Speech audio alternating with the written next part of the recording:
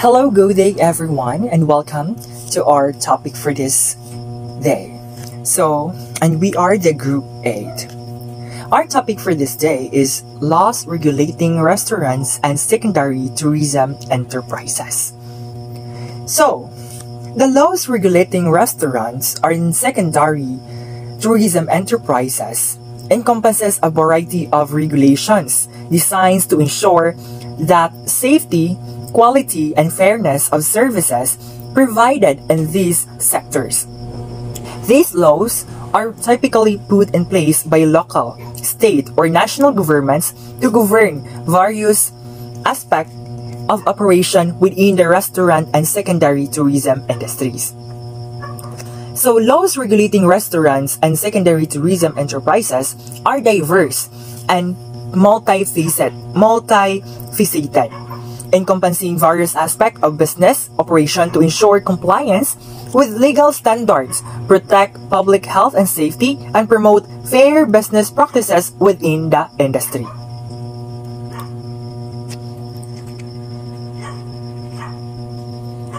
Food Safety Act of 2013. So, in this Act of 2013, which is the Food Safety Act, this regulation means that anyone running a food business must make sure that the food they sell meets all the rules and standards set by the government. They have to have systems in place to make sure the food is safe for people to eat. And they need to take steps to prevent or reduce any risk to consumer.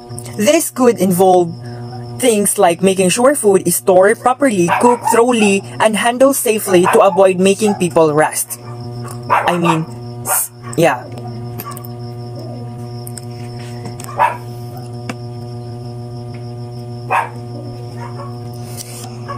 It identifies the responsibilities of food safety regulatory agencies.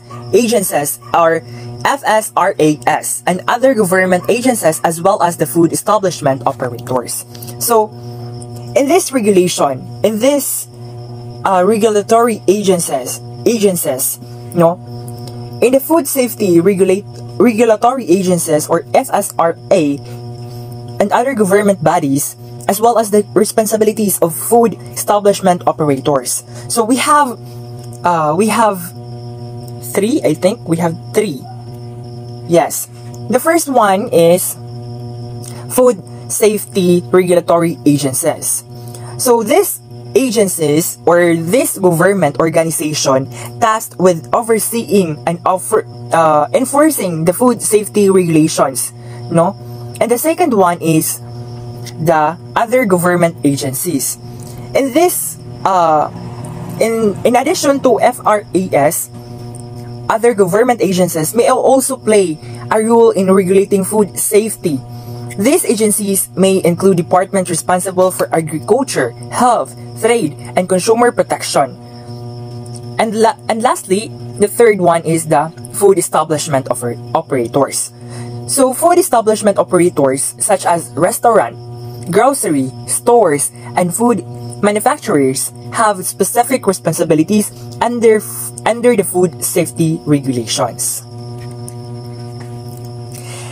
The FSRAS are composed of the DA and its associated agencies.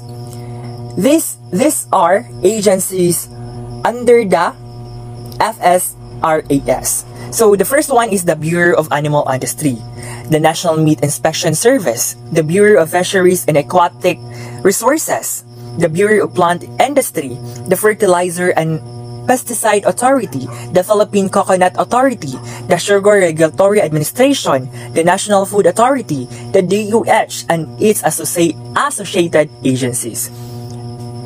Muna sila ang mga nag-composed or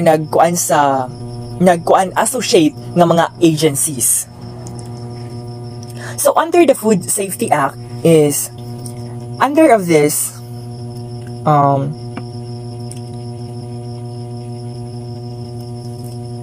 okay.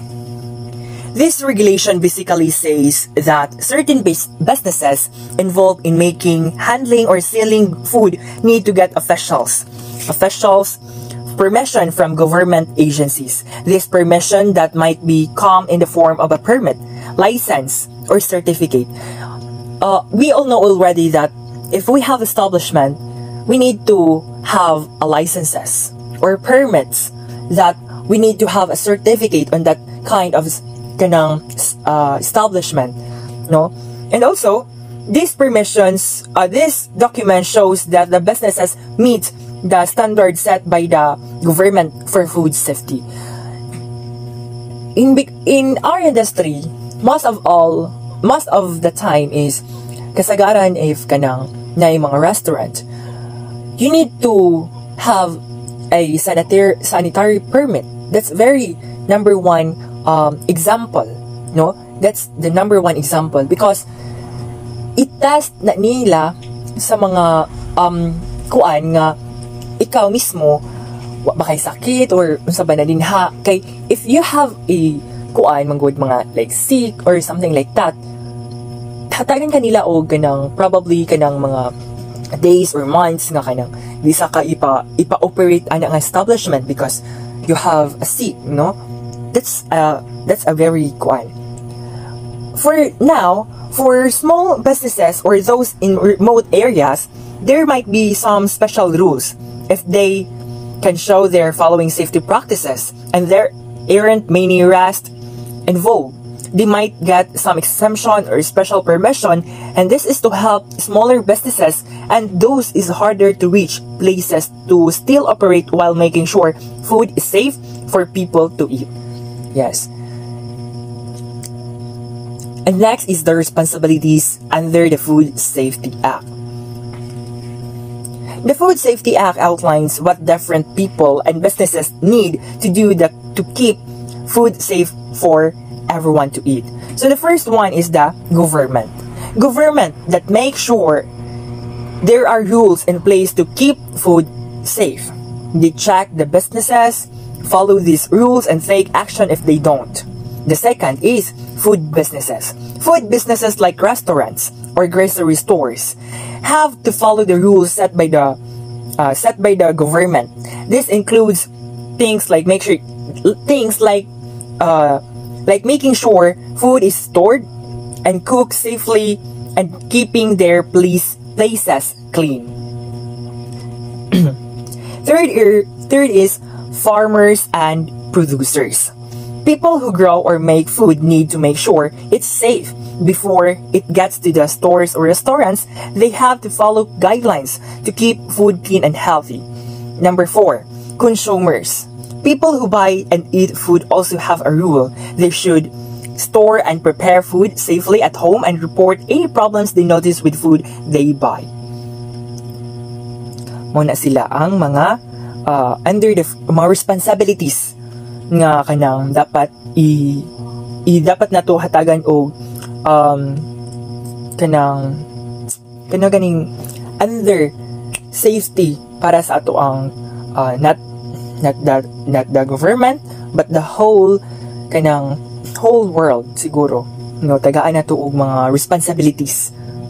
Okay, so it should be knowledgeable on the specific requirements of food law relevant to their activities. So unsa may mga requirements di ay natong kuanon. So this means that everyone involved in making, selling, or handling food needs to know and follow the specific rules that apply to what they do. So for everyone knows, we all know that the very important thing is we need to have a specific rules. We need to follow the rules and regulations if naay ikanang ipahatag ang labaw-labaw nga or something like agencies nga kanang like mga ang government ang muhatag o kanang mao nay sundon, mao nay atong sundon, and then we need to follow the guidelines nga ilang gihatag to make sure that our establishment is making safely and aron ma-sure ang kalimpihon sa atong establishment, no, para hapsay, para walay kanang hugaw, no, tan-awon. And then for example of this is restaurants need to know how to cook and store food safely, while farmers need to understand how to grow crops without using harmful chemicals, no. Following these rules help ensure that the food we eat is safe and healthy. So, mo nitong ginaingon ako ganina ang restaurants, if kanang restaurants, kuno ang restaurants, if magamit ang mga chemicals, dapat kuan gyud ta kanang mag-follow gyud ta sa mga safety procedures kung unsaon nato paggamit ang mga chemicals ng mga kanang mga chemicals nga maka-harmful sa ato ang mga employers or sa ato ang mga guest or mga clients nga mukaon ana nga sa foods.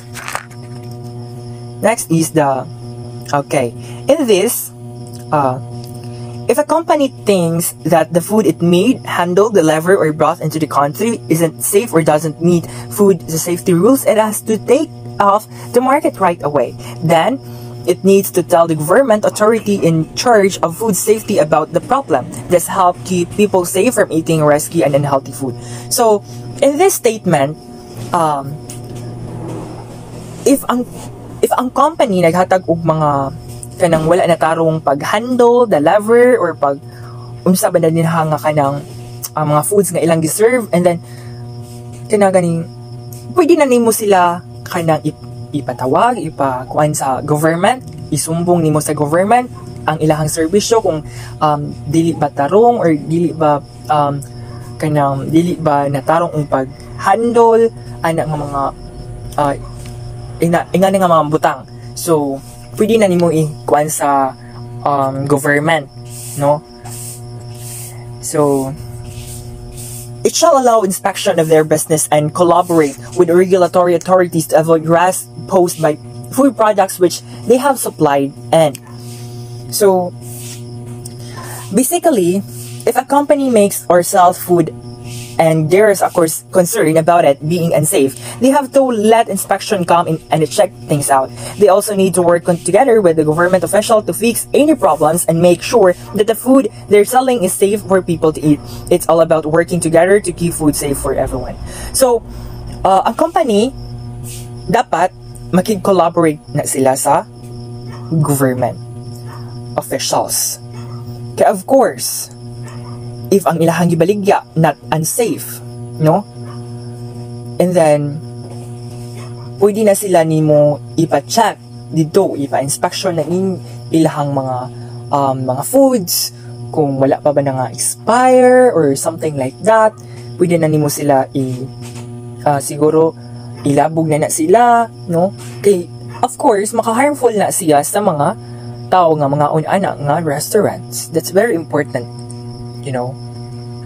And this, where unsafe or not compliant for food product have reached the consumer, it shall effectively and accurately inform the consumers of the reason for withdrawal and, if necessary, recall the product from the market. So, if there's a chance that the people might have bought food that isn't safe or doesn't meet the rules, the company has to tell those customers what's wrong with it. They might even have to ask people to return the food they bought so they can get rid of it safely. It's about being honest with customers and making sure they are not harassed from eating bad food. So, ang mga tao nga ning palit kunuhay, for example, ako, ning palit ko.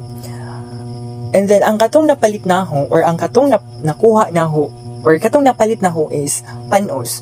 So, akong i-make sure nga katong akong food na palit panos. Ako tong niyadto sa restaurant, akong iuli nga amo ni siya, panos ni siya, dapat fair, dapat balance ang establishment o ang customers, dapat magkasinabot na sila. Kaya of course managot ang restaurant kay gikan man to sa ilaha, gikan man to naho gipalit sa ilahang restaurant. So it might be nga pwede to nila ilisan or pwede to nila i-refundan kung unsay plano sa customers. Kung maayo ba sila og refund or it depends to the situations. Kay ang uban restaurants naay uban nga dili sila magpa-refund but ilahara tong ilisan ang sudan nga nahatag ingana.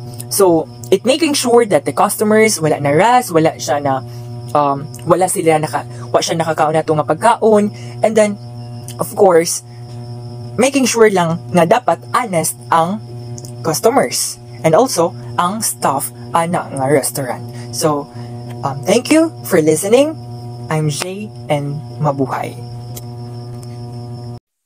Prohibited acts under the Food Safety Act. So this is all about kanang mga gipang bawal nimong buhaton under this act. Mga bawal buhaton nimo. First is to produce, handle, or manufacture for sale, or for sale, distribute in commerce, and import into the Philippines any food or food product which is not in conformity with an applicable food quality or safety standard promulgated in accordance with the law. So, meaning, bawal ka mag-produce og products and then imong i-sale, imong ibaligya without conformity sa food quality and safety standard with this Food Safety Act. Like kanang dili ka pwede mamaligya is if kanang kana nga product is nakuan na ba siya na test na ba siya, if it is edible ba siya, dili ba siya maka-harm sa atong mga customers.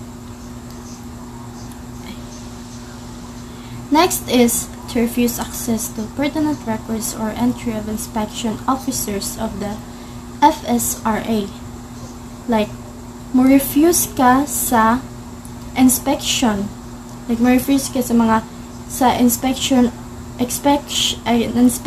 of this authority, the FSRA, the Food and Safety Regulation Authority. Like, dapat sundo nimo ang ilahang rules. Like, auto. Dapat mo agi mong product of this authority. Dapat mo agi pa siya sa FSRA. Next is to fail to comply with an order relating to the recall of unsafe products. Like for example, sa market kanang naay usa ka product nga dapat na siyang i-eliminate, and then wa ka naminaw, padayon ra gyapon ka og baligyaan nga product. Like you fail to comply with an order. So kung ingana nagkanang mga illegal products bitaw, like mamuligya ka mga illegal, then maka penalty ka ing ana. So dapat kung mo kuan sila mo kanang basta na ay product nga dapat ihawa sa market, then kung dili ni mo masunod na is maka penalty ka. Next is to adulterate, misbrand, mislabel, or falsely advertise any food products which misleads consumers and carry out any other act to good manufacturing practices. Like kani is kanang, for example, ani is kanang imuhang product is, for example, nag-advertise ka sa imong products, and then ang imong giingon is 100% organic ni siya nga product, but the truth is kanang kuan day siya full of chemicals. Like imong gideceive ag imong mga customers, like kanang maka-harm ka sa imong customers for falsely advertising your product. Next is to operate a food business without the appropriate authorization. Like, for example, kung dapat kung magbarog ka og business, dapat imong business is authorized na siya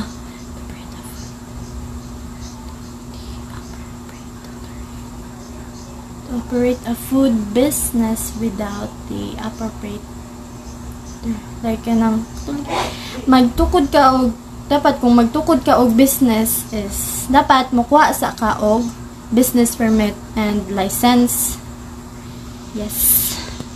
Next is to connive with food business inspector or food inspector, which will result in food safety risks to consumers. Like kanang to connive, like kanang mga business operators ba, makipagsabuatan kanila nga kanang ipugos jud ang imong product bisag bawal ipugos imong product nga ibaligya bisan bawal siya, like maka-cause siya og negative, like maka-harm siya sa imong mga customers. Makipagsabuatan ka sa mga ingani, like kanang mo inspect sa product ba, like kanang para basta mao na to siya. Kay makipagsabuatan ka ingani, kung mahitabo ni is dako jud ka dyan yung penalty. Next is to violate the implementing rules and regulations of the Food Safety Act. To violate, like kanang ikaw as a businessman is wala ka ni sunod sa mga rules and regulation of the Food and Safety Act. Bawal ni siya, dapat imo jung sundon tanan para dili ma-disband ang imong business. The implementing rules and regulations of the Food Safety Act, which elaborate the provisions of the Food Safety Act, were passed and took effect on 23 March 2015. That's all. So good day everyone. So my topic is the Code on Sanitation of the Philippines. So the Code on Sanitation of the Philippines, PD 856, was promulgated in 1975, and one of its chapter on industrial hygiene provides the standards and guidelines for the protection and promotion of workers' health. The first implementing rules and regulations (IRR) of the said chapter was developed in 1991. So, the Code on Sanitation of the Philippines, also known as Presidential Decree 856 or PD 856, was issued in 1975. So, it includes a chapter on industrial hygiene, which outlines standard and guidelines to safeguard and enhance the health of workers. So, the initial set of implementing rules and regulations for this chapter was formulated in 1991. So these regulations are crucial for ensuring the well-being of workers in industrial settings by setting forth a specific measure for health protection. So, in the Philippines, the main code of sanitation is outlined in the Code on Sanitation of the Philippines, Presidential Decree 856, which serves as the primary legal framework for sanitation practices on the country. So, the Code of Sanitation of Philippines is the principal legislation governing sanitation practices in the country. So, it established the foundational legal framework for addressing various aspects of sanitation, so including public health, environmental protection, and hygiene standard. So here are some key provisions covered by the code. So first is water supply. So the code on sanitation of Philippines includes provisions regarding water supply. So establishing standards to guarantee the quality and safety of water supply systems. So these standards aim to prevent contamination and ensure that drinking water is safe for human consumption. So by outlining these regulations, the code helps safeguard public health and promote access to clean and potable water throughout the country. So next is sewage disposal. So the sewage disposal is a crucial for safeguarding both public health and the environment. So by ensuring the proper disposal of sewage and wastewater, the Code of Sanitation of the Philippines, or Presidential Decree 856, helps prevent environmental pollution and reduce the risk of waterborne diseases. So this involved establishing standards for the construction, operation, and maintenance of sewage systems and treatment facilities to effectively manage wastewater and minimize its negative impact on communities and ecosystem. So next is food hygiene. So there are provisions specifically related to food hygiene. So these regulations govern food establishment, outlining standards for the proper handling, storage, preparation, and serving of food. So by enforcing these measures, the code aims to maintain high levels of hygiene in food establishments and prevent the occurrence of foodborne illnesses, thereby safeguarding public health. So next is housing and building standards. So addressing housing and building standards to promote safe and healthy living conditions. So these standards encompass various aspects such as ventilation, lighting, and sanitation facilities within building.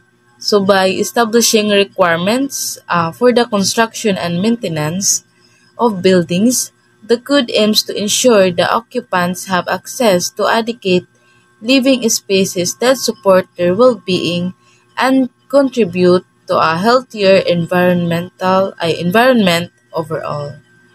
So next is the vectors and pest control.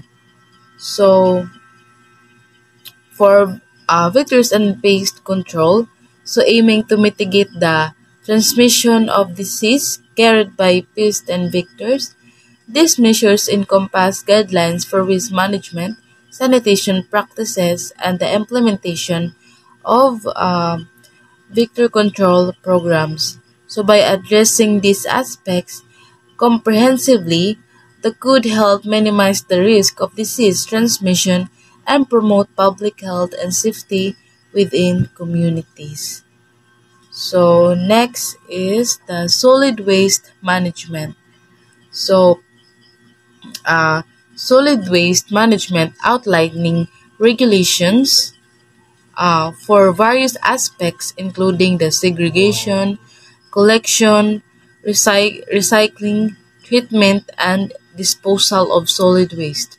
So these regulations aim to minimize environmental pollution and health hazard associated with improper waste management practices. So by promoting proper waste management, the code contributes to maintaining a clean and healthy environment for the well-being of communities and the ecosystem. So last is the air quality management. So air quality management, establishing standards for monitoring and controlling air pollution. So these standards are designed to safeguard public health and protect the environment from the adverse effects of air pollution. So by regulating emissions and promoting measures to improve air quality. So the code aims to ensure the citizens have access to clean and healthy air, enhancing overall well-being and quality of life. The Consumer Act of the Philippines. The Consumer Act of the Philippines, also known as Republic Act No. 7394, is a legislation that aims to protect the right and welfare of consumer in the country. This act was enacted on April 30, 1992 and it is cover a wide range of provision to ensure fair trade practices and safeguard the interests of consumer. One of the key aspects of Consumer Act is the establishment of the Department of Trade and Industries (DTI) Consumer Protection Group. This department is responsible for implementing and enforcing the provision of the Act, as well as promoting consumer education and awareness. The Act provides several rights to consumers, including the right to basic needs, the right to safety, the right to information, the right to choice, the right to representation, and the right to redress. These rights ensure that consumers have access to essential goods and services, are protected from hazardous products, are provided with accurate and truthful information, have the freedom to choose among competitive products, has a voice in decision-making processes, and have mechanism for complaint resolution and compensation. The Consumer Act includes provision for product liability, which hold manufacturers, distributors, and sellers responsible for any harm caused by defective product. Overall, the Consumer Act of the Philippines is a comprehensive legislation that seeks to empower consumers, protect their rights, and promote fair trade practices in the country. And the next is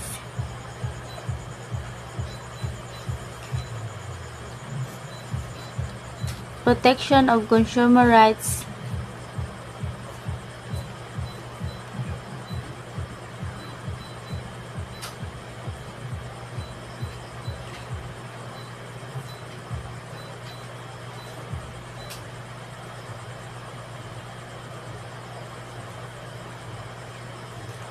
Consumer protection is a vital aspect of any economy, as it ensures the fair treatment of consumers and safeguards their rights.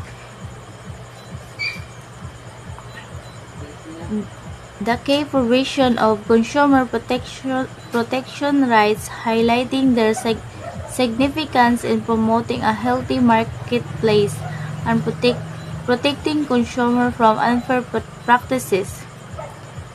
The right to safety. The right to safety ensures that consumers are protected from hazardous products or services.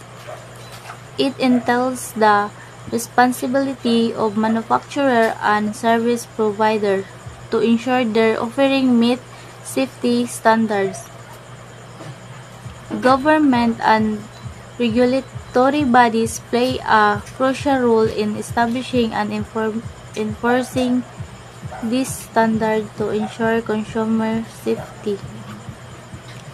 Right to information. The right to information empowers consumers to make informed choices. It requires businesses to provide accurate and transparent information about their product or services, including their quality, prices, ingredients, potential risks, and warranties. This provision enables consumers to compare products, make informed decisions, and protect themselves from deceptive advertising or misleading claims. And the next is right to choose. The right to choose allows consumers to have a variety of options in the marketplace. It prohibits anti-competitive practices such as monopolies or cartels that limit consumer choices. This provision promotes healthy competition, which lead to better quality, lower prices, and improved services. Then next is right to redress. The right to redress ensures that consumers have access to fair and efficient mechanism to resolve dispute. dispatch. It includes avenues such as consumer courts, ombudsman services, or alternative dispatch resolution method. This provision enables the consumer to seek compensations, refund, or repair in case of faulty product, unsatisfactory services, or violation of their rights.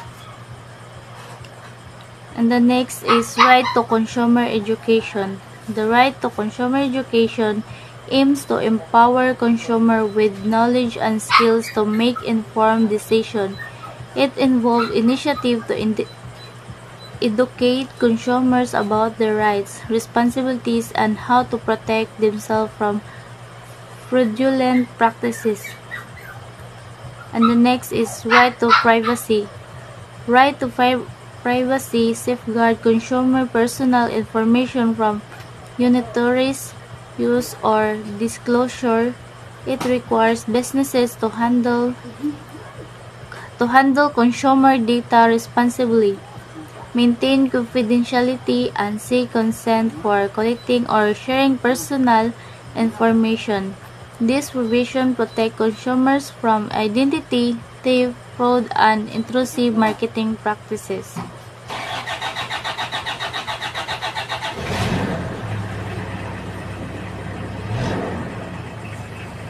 The next is product standard and safety. Product standard and safety regulation play a crucial role in ensuring the safety and quality of consumer products. Here are some key provisions related to product standard and safety. First is standards and compliance. Product safety regulation often require manufacturers to comply with specific standards to ensure the safety of their product. These standards can be national, regional, or international in nature. Compliance with this standard helps demonstrate that the product meets safety requirements. And the second is testing and certification. Manufacturers may be required to conduct testing and obtain certification to demonstrate that their product meets the necessary safety standard. Third-party testing and certification organizations may be involved in this process. The third is conformity assessment. A conformity assessment procedures is often required to show that a product is safe. This can involve manufacturing the product according to relevant standard or having it assessed by a third party. The record of this assessment, known as technical documentation, need to be maintained for a specified period of time. Fourth, General Certificate of Conformity, or GCC. In some cases, manufacturers or importers of non-children's product may be required to issue a General Certificate of Conformity, or GCC. This certificate confirms that the product complies with the relevant consumer product safety rules or regulation enforced by the regulatory authorities. The next is voluntary and mandatory standard. While some product standards are mandatory and enforced by regulatory bodies, there may also be voluntary standards that manufacturers can choose to comply with. The voluntary standard can provide guidance and best practices and help ensure product safety. The next is risk management. Risk management principles are often applied throughout the product's life cycles to ensure its safety. The next is market surveillance. Regulatory authorities are responsible for monitoring and enforcing product safety regulation. They conduct market surveillance activities to ensure that product on the market comply with safety standard and regulation.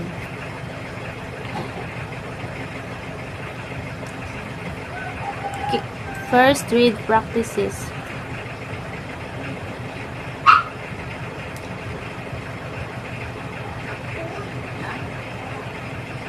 First read practices are the set of principles aimed at promoting ethical and sustainable trade relationships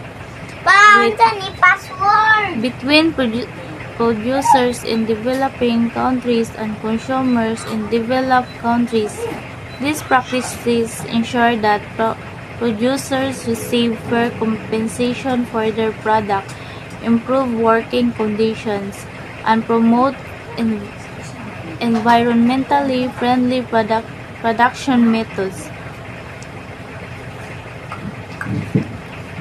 First trade practices play a crucial role in promoting equitable and sustainable trade relationships.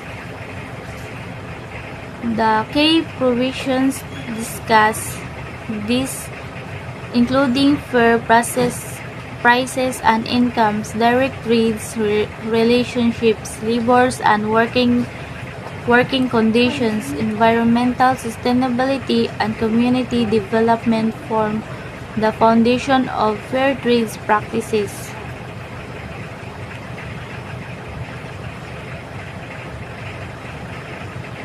The next is consumer education and information.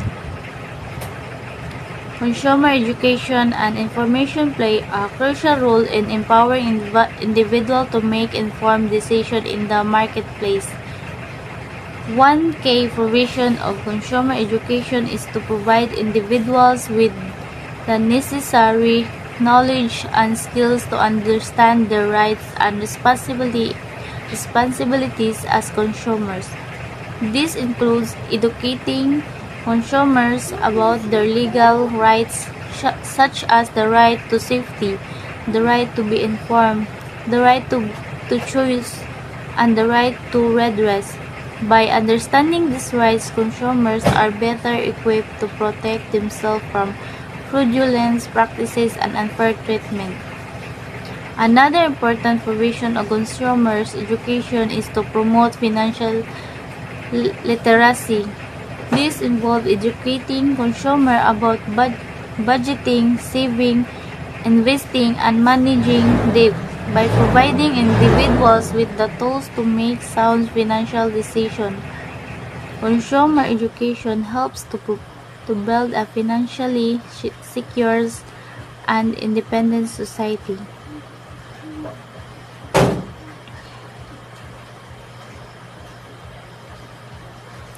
And the fifth is product labeling and packaging. Product labeling and packaging play a crucial role in marketing and selling products. They provide important information to consumers and help products stand out on stores' shelves. Here's some of the key provisions of product labeling and packaging. Labeling provides information. Product labels contain essential information and instructions for consumers. They inform consumers about the product contents, ingredients, nutritional information, and contact information for the business. And the second is labeling influence buying decision. Studies show that a significant percentage of shoppers make their purchasing decision based on reading a product packaging while they are shopping. In fact, 85% of shoppers say that their decision to buy a product is informed by reading its packaging. The third is differentiating prime labels and secondary labels. When designing labels, it is important to prioritize the placement of information on prime labels versus secondary labels. prime labels should contain the most important information that consumers need to know, while secondary labels can provide additional details. Fourth is packaging ensures product safety. Packaging is responsible for ensuring that the product is safe to transport, store, and sell. It protects the product from damage and contamination during transportation and storage. And the last is packaging supports marketing.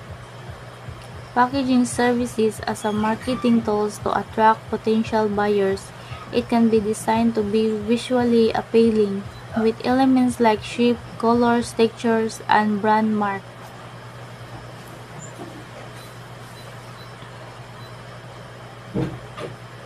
Product labeling and packaging consumer crucial information to consumer influence buying decisions, ensure product safety, support marketing efforts, comply with regulations, and contribute to branding and identification.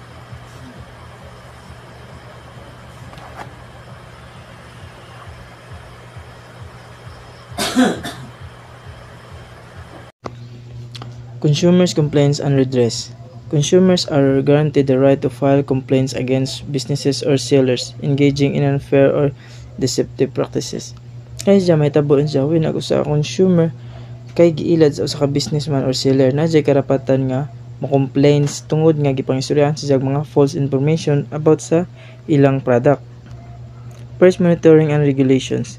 The Act empowers government agencies to monitor and regulate price to prevent unfair pricing practices and price gouging. Price control measures may be implemented to ensure that essential goods remains affordable to consumer.